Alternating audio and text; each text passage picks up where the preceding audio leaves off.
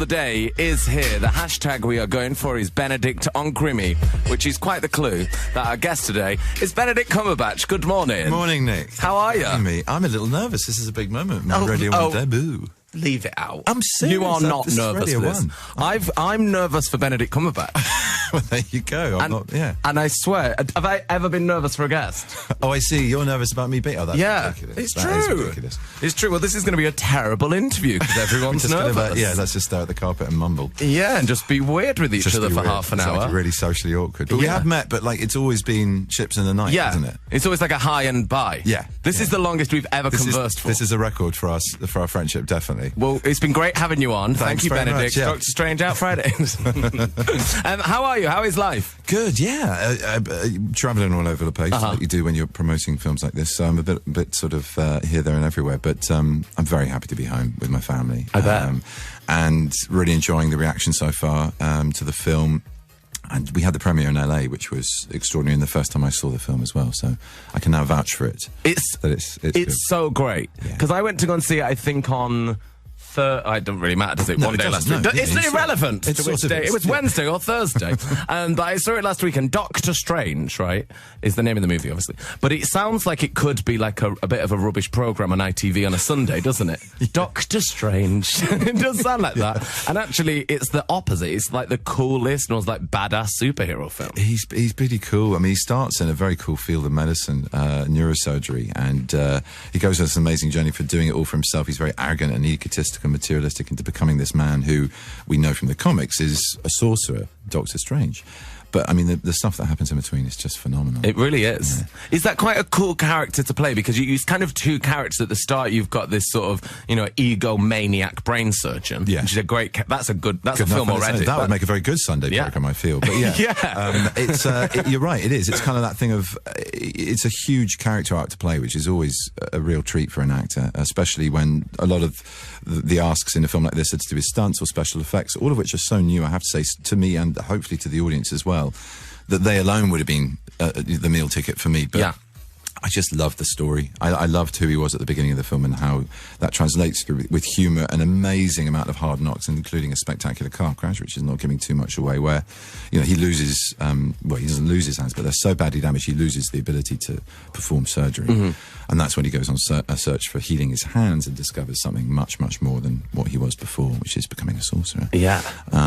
But yeah, I mean, it was so much fun. And a great cast as well. Incredible cast. Mads Mikkelsen, Chiwetel Ejiofor, and Tilda Swinton, and Rachel McAdams and Benny Wong. I mean, pretty good, that, isn't it? It's quite good to say. Very strong. Yeah, it's very cool, yeah.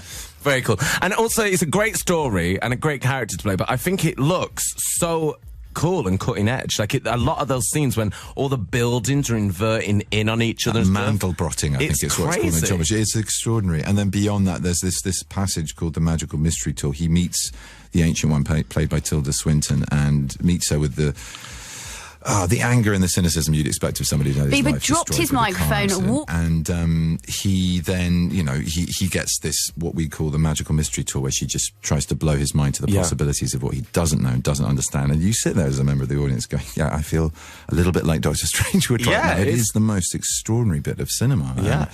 Kind of moving and funny and trippy, and it's brilliant. It's everything you want. Because some of those trippy scenes that they do in cinema and films sometimes a bit rubbish. They just put like a blur effect on, and it's like, no comment. It's like a bit blurry. It's like, but that it's actually pretty horrible to watch, which is great. Like because it's so captivating and you feel like you're part of it. Yeah, you do. I think earlier tests of that moment had gone on a bit too long, and audiences just came out. It's too weird. Yeah, you're like a bit what? Of roller coaster. What happened? What happened? What happened? What's it called when the buildings fall in on each other? Mandelbrotting, I think. Mandelbrotting. It's named after somebody who invented this design of how to sort of make that happen, and we sort of take it to the next level, really.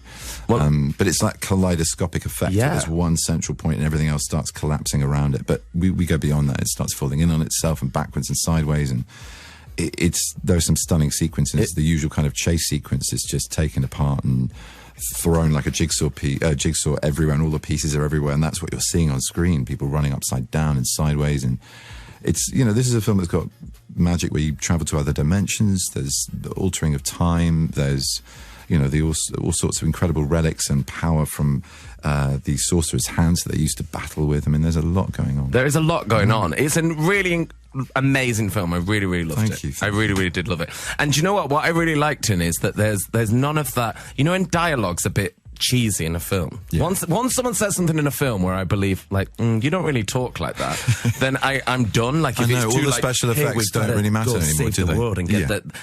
It's funny and it's humorous and it's aware of itself. And there's like Adele has a shout out in it, and Beyonce gets a shout out. It gets real. It gets very real. And I like that there's this like crazy trippy world, but you're also in that part of the world that we know as well. Yeah, there's like being single ladies, isn't it? So like, in a bit. I really, really like this. I've just been handed a note here by producer Will, and I do want to bring this up. Your finger.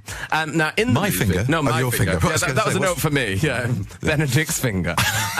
My finger. Now, in the film Doctor Strange, it becomes Doctor Strange after he loses the use of his fingers, and he becomes this incredible superhero, and it goes on this amazing journey. Now, a similar thing happened to me, and when I saw the film with a couple of friends here from Radio 1, and there's the scene where you've got all the pins in your fingers, I was like, I had that. No way. Yeah, I broke my finger. Oh, and because every time I see, I mean, even putting that on, just imagining it was horrific. It's just horrendous. A horrible sensation, but to have those pins go through your bones. Yeah, you became a superhero. I can't answer the phone with my left hand. But you can still DJ, can't you? I could, with my right hand. With your right hand? Yeah, I mean, this was my mixing finger. Was it really? No. Oh, I was going to say. I can't mix. But it did happen, so I feel how an did affinity. That happen? Can you talk about how that happened? It happened at a dinner party that I went to. Right. And there was a dinner. What kind of? I mean, were you throwing buns or? No. It was a regular dinner party. At the end of the dinner party, I DJ'd, and I was DJing, and someone had invited an actress to the dinner who will remain unnamed. I don't know. What do you think? I'd love to know.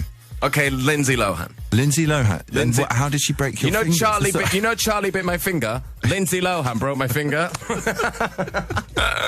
She was teaching me stunts. Yeah. And how to do a stunt. Okay. And then I went to the A&E. That's already quite worrying. And then you followed her instructions to do what? How to do like a dramatic fall, like a drop to the floor. Did she think you were just kind of following through with the drama when you broke your finger? And then I did it, and then still going to physio. So thanks for that one. Nice one, Lindsay Lohan. Yeah, thank you. Turns out later she doesn't do her own stunts. So she's like, I have a stunt woman. I've never done that in my life. Oh my God. Have you ever sustained any injuries from Lindsay Lohan? No, not from Lindsay Lohan. No, I haven't. I'll be polite. No, nothing. But no. But any from acting and stuff? Have you ever done anything from her acting? No, not from her acting. No. You ever watched Mean Girls and felt love that and felt injured? I love that. That's the first time I saw Rachel, who I worked with in this film. Oh yeah, of course. She's brilliant in it. But, she's great in the movie. She's very, very good. And very good in this film. She's good in everything. Have I? I don't know. Really not badly. I mean, a strained shoulder or... I have hurt my hands a little bit, actually, from time to time. In Hamlet, I ran into a huge speaker that was backstage. There was a lighting setting that changed, and I just went, boom, and it was a big, huge thing in the shadows you couldn't see anyway. And without the light back there, literally at full pelt into it. That was quite painful. That's pretty painful. And my foot just went... I think we break our toes quite a lot, apparently, without knowing. Who's we? Actors or everybody? The population. Oh, the people. Humans. Okay, meant to say when you were playing Hamlet. In general does. No, yeah. when one plays Hamlet, no. all of the greats break their toes. It's apparently a normal thing to do, but this was I was very much aware of it. I could not walk. It was pretty painful. And my foot went like that. Oh wow. Yeah. And we're gonna play a song, Benedict, and then I wanted to talk to you about Strictly Come Dancing. Because I know that you're a great friend. We should do that. I mean, I literally got into it from LA last night and caught up with it. But we can have a chat. Have you've seen Judge Rinder? Of course I have. You've seen every one of his dances, yeah. Okay, good. Absolutely. Okay, well, to be discussed after this, because I didn't know that you guys were friends. Oh, we were, yeah, way back, before he got his dancing shoes on.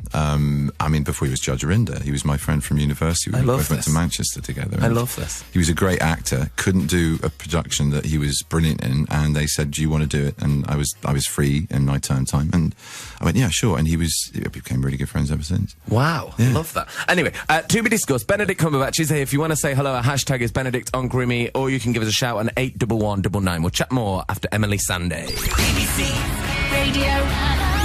Radio 1. It's Monday morning, 24th of October, and Benedict Cumberbatch joins us on the show. Hello. Good morning. Good morning. Hey, Doctor Strange is Benedict's new movie. It's out tomorrow. The premiere happening tonight in London. But it's not just in a regular cinema tonight, is it? No. No? It's Leicester Square. And we're having, I think there's another screening. I'm sort of looking at people I can talk about this, yeah. We're screening in an IMAX, 3D IMAX cinema, which is a great way to see this film. Because it's so, I mean, the visual effects are sort of all new, and they do a very new thing within the film, as you'll see. It's not the usual destruction, it's sort of something very much the opposite of that. And also there's stuff that's just out of our realm. Thank you so much. I'm being handed some water. Oh, yeah, this is Amy, by the way. Thank you, Amy. It's Benedict, Amy. Hi, Amy. Thank you for the water. Benedict Cumberbatch is thirsty, everybody. That's an exclusive. It's news. It's an exclusive. Who would have thought it? But it's a mega film and it's out tomorrow, so everyone should go and see it because it's half term, so perfect movie to go and see at half term. Is there like pressure when you're doing a superhero and such a loved superhero? And do you like is it an immediate yes, or do you like call anyone and do you ask like your friends and family like, can I be? Well, completely, because I know people that know this world and also this particular character far better than me said yes, you can, and it's a fantastic character. Yeah. And you should relish it because there's loads of challenges that you'll enjoy within the kind of story, and especially if it's an origin story. And also, Scott Derrickson, the director, and Kevin Feige, the papa, real sorcerer supreme of Marvel Studios, they do the heavy lifting when it comes to what that world is about, the Marvel Cinematic Universe. And there's nothing they don't know about the comics. There's nothing that they haven't seen as well. So they're the first people to get bored as well as to reference what should be there and what shouldn't be there. So I kind of let them guide me, yeah. Is there ever any pressure? Because I imagine the budget on this film is not small. Do you ever mess up and you're like, oh, God, this is a bit embarrassing. Like, should have done that first. You have to treat it like... You have to treat it like most other jobs. You really do. Otherwise, that would get you very much so. But you just have to... You're facilitated all the way as well. So for me, anyway, I find that a real privilege, whether it's, the guy helping you with your training, your diet... big shout out to Simon and Richard in particular, my two trainers. Two trainers? Well, one upper body, one lower body. For a lot of it, because we worked a lot with Daniel Craig, so Richard actually did the majority. Does Daniel Craig work out? No, I'd not noticed. He wakes up in the morning, but he just likes hanging out with Simon. Yeah. He just gets that way by looking at Simon. How horrible is the training? Do you enjoy that? Or? I listen. I'm 40 now, so I actually need to do something like that, and I really, really do enjoy it because it makes you feel strong. And I was rehearsing the film during the day, and then I was playing Hamlet for 3 hours at night, and I just become a new father. Though the real superhero there was obviously my wife Sophie, but I kind of I needed my energy, and I needed to be sort of strong to a degree that I didn't get ill or run down, and that really helps. I love how stressful that day sounds. The new huge superhero movie, Hamlet, and a new baby. It's quite stressful. It was quite a few months, but to be honest, all three of those things, and obviously the baby the most important, just wonderful. Great things. Really great energizing and happy great things to do. Yeah. How is he walking down the street for you? Because after you've been in Star Trek and you've been in, a huge Marvel film, like, do you walk different? No, but I mean, is everyone just like, oh my God, after all that harness work? But is everyone like, oh my God, Benedict Cumberbatch or Sherlock? Do you get a lot of that? A bit of that, yeah. It depends who I'm with and what I'm doing. But people are also very respectful, and there's that very kind of slightly English thing of going, is that? In that sort of hushed whisper, and then the phone comes out. But it's fine, and it's part of my job. Yeah, I guess. I had Catherine Tate on the show last week, and she says people heckle her, but as her character, the Nan. So when she's in the street, people just shout out of vans like that. Which is quite a great heckle, isn't it? Yeah, it's like Harry Enfield and loads of money. I imagine loads of comedians that have great, moments and catchphrases that get people, things shouted out at them. But, I often get shouted at, obviously, as Sherlock, but, I've had a few now as Doctor Strange, and every now and again people remember what I'm actually called. So that's nice, yeah. I love a van driving past Sherlock. It does happen. It's actually Benedict. Thank you. That was Hamlet. Okay, well, we wanted to talk to you about Judge Rinder, which sounds like a weird tangent, but it's not. You guys were friends, we just discussed. Yeah, and has been for a long, long time, way before he became Judge Rinder, when he was just merely Rob Rinder. Just Rob? Robert Rinder. Mm-hmm. We first sort of knew each other, I guess, at Manchester, which was, I'm 40, a long time ago, nearly 20 years ago. And he was doing a production, he couldn't carry on, and I took over his part, so he was sort of helping me learn the ropes, and it was a very physical production, I should say, and he was brilliant in it. So maybe the seed of what he now does in Strictly has kind of been fully fertilised and grown into this beauty that we have on our screens at a weekend. But I mean, who wouldn't be proud of a friend on Strictly? And he's doing so well, and you know, he's just got endless love and energy about it, and I just think he's got a really good attitude towards it, and he's properly good. He's really good. Level of energy in gymnastics is phenomenal. I mean, I'm just sitting there. The first dance, that very first one, I mean, we just sat on the sofa with our jaws on the carpet floor. I think like everyone else, just going, what just happened? It was amazing. Amazing. Loads of people will have missed it on Saturday. Yeah. Obviously, this is the radio, but you have one of the finest acting voices in the world. Oh, well, thank you. You're welcome.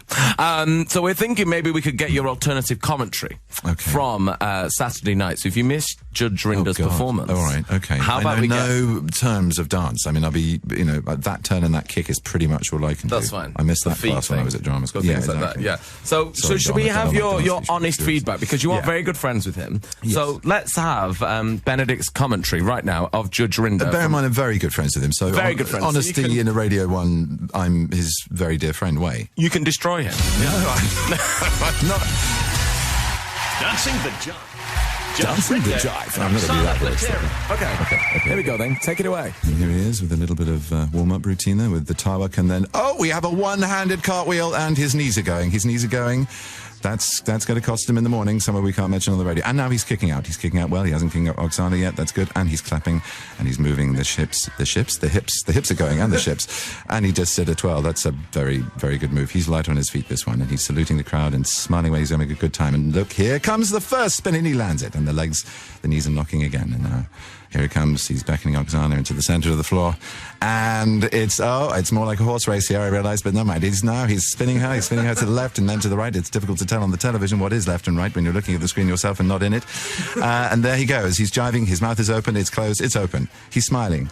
He's not smiling. He's spinning her. He's doing something. He's saluting again. She's all over him. He's kicking out. It's all good. They're apart. They're not kicking each other.